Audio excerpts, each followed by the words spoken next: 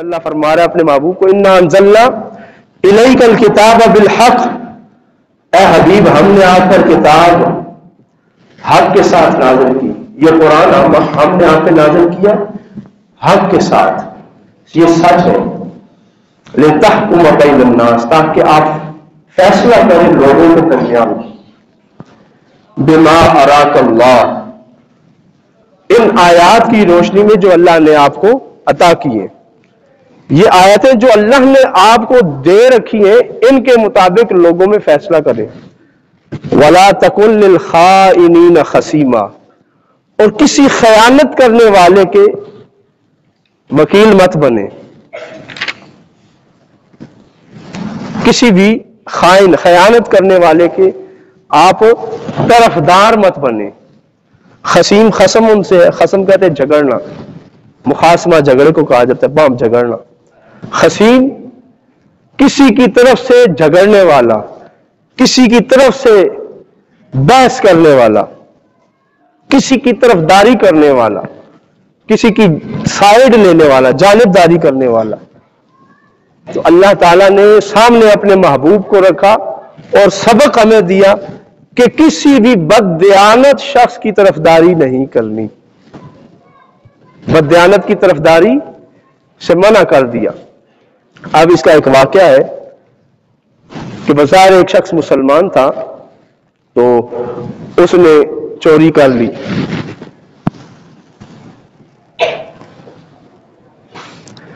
اس نے اپنے ہمسائے قتادہ بن نعمان کے دیوار میں نقب لگایا، سوراخ کیا اور وہاں سے کچھ چیزیں اٹھائی اور ساتھ آٹے کی بوری بھی تھی. اب ہوا یہ کہ اس نے آٹا چرا لیا اور ایک یہودی شخص زید بن سمین جس کا نام تھا اس کے پاس جا کے رکھ دیا. جب حضرت قتادہ کو صبح چوری کا پتہ چلا تو وہ اپنے پڑوسی کے گھر چلے گئے. جو اصل چور تھا جس کا نام تاما تھا، تاما سے پوچھا، اس نے کہا جی کہ میں نے تو نہیں کی. اور اس نے قسم اٹھا لی کہ مجھے اس بارے میں پتہ ہی نہیں ہے. اب قدرت خدا کی دیکھیں، وہ آٹے کی جو بوری تھی اس میں سوراخ تھا، اور جب اس نے اٹھایا تو وہ آٹا گرتا گیا اور جہاں تک آٹا پڑا تھا وہاں انہوں نے جا کے اس کو پکڑ لیا. مال برآمد ہو گیا یہودی کے گھر سے. اب یہودی جو ہے اس کو پکڑا گیا تو اس نے کہا جی میرے پاس یہ چیزیں فلاں شخص نے رکھی، تاما بن عبیرک نے رکھی ہیں. اور اس پر کئی یہودی بھی آگے انہوں نے تصدیق کی کہ واقعی یہ جو شخص ہے یہ چور نہیں ہے، اس کے پاس فلاں شخص رکھ کے گیا ہے. تو اب جو چور تھا وہ آیا رسول اللہ صلی اللہ علیہ وسلم کی خدمت میں. اب چونکہ قبیلہ مسلمانوں کا تھا، انہوں نے کہا یا رسول اللہ صلی اللہ علیہ وسلم ہم مسلمان ہیں، الزام ہمارے بھائی پہ آ رہا ہے تاما پر، اور مال برآمد ہو رہا ہے یہودی کے گھر سے، تو یا رسول اللہ صلی اللہ علیہ وسلم یہ تمہاری بدنامی ہو جائے گی، آپ ہمیں اس بدنامی سے بچا لیں. اور یہودی اللہ رسول کے دشمن ہے، یا رسول اللہ آپ کے دشمن ہے. یہودیوں پر الزام آ بھی گیا تو کوئی فرق نہیں پڑتا. تو نبی علیہ الصلوۃ والسلام کے دل میں یہ خیال آیا کہ جو بنو ظفر قبیلہ ہے یہ واقعتاً سچے مسلمان ہیں اور ادھر یہودی ہیں، اب فیصلہ کیا کیا جائے. نبی علیہ الصلوۃ والسلام خاموش ہو گئے.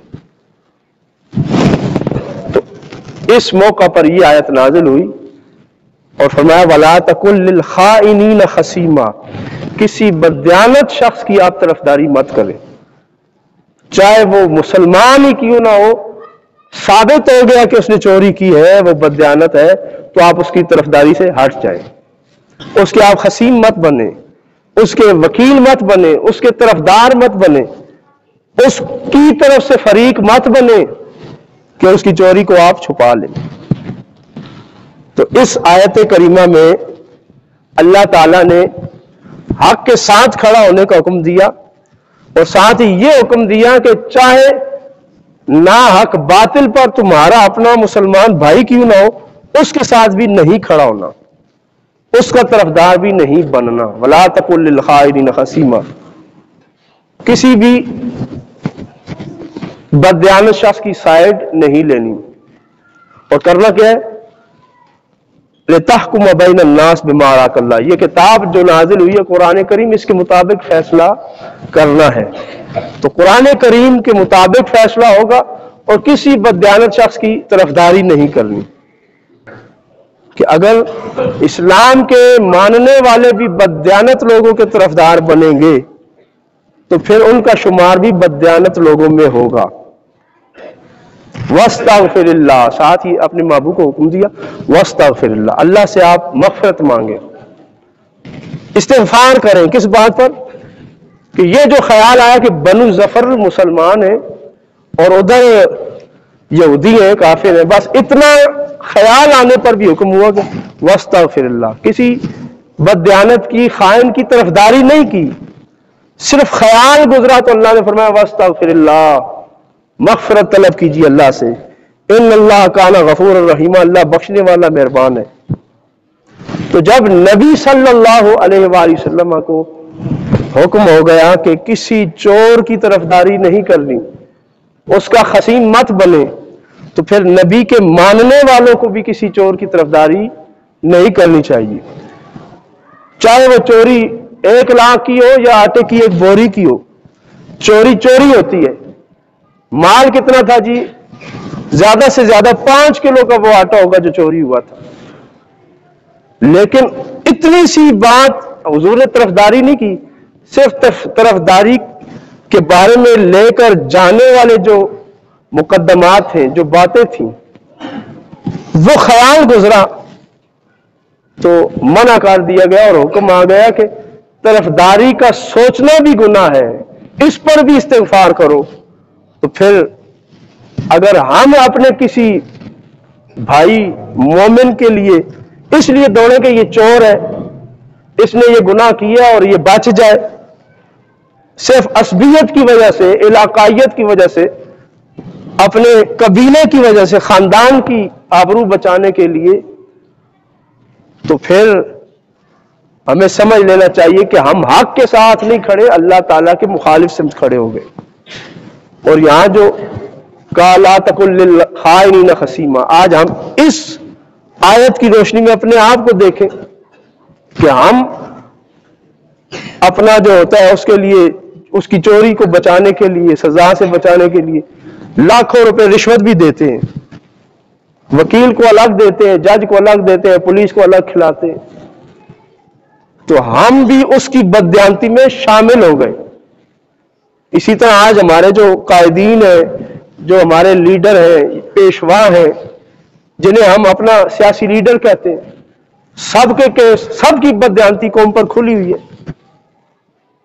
کسی نے گھڑی چوری کی ہے، کسی نے ملک کا پیسہ لوٹا ہے، کسی نے سریا چرایا ہے، کسی نے ملیں اڑائی ہیں۔ نقصان کس کا ہوا ہے؟ مسلمان قوم کا۔ اور جنہوں نے بددیانتی کی، ہم آج پھر انہی کے نعرے لگاتے ہیں، انہی کی طرفداری کرتے ہیں۔ اور جی میرے قائد نے اگر چوری کی ہے تو فلاں جناب مسلم لیگ کے قائد نے بھی تو چوریاں کی ہے، تو وہ بھی چور ہے، یہ بھی چور ہے، تو ٹھیک ہے ہم اپنے کی طرفداری کریں گے، تم اپنے کی طرفداری کرو۔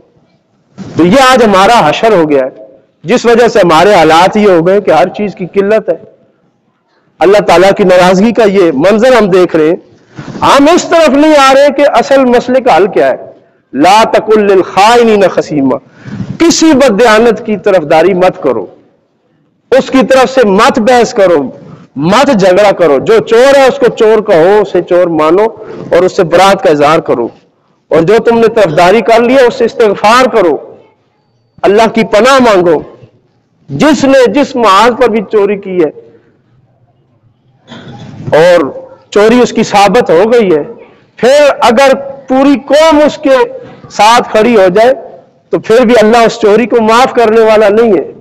اس کی بددیانتی امانت میں نہیں بدلے گی۔ بددیانت شخص خود بھی عذاب کا گرفتار ہے، اللہ کے وبال کا شکار ہے، اور جو بددیانت کے ساتھ کھڑا ہوگا اس کی طرف داری کرے گا، اس کی طرف سے کسی سے بحث کرے گا، وہ بھی بددیانت شمار ہوگا۔ مالک کائنات ہمیں سمجھنے کی توفیق عطا فرمائے۔ وآخر دعوانا الحمدللہ رب العالمین۔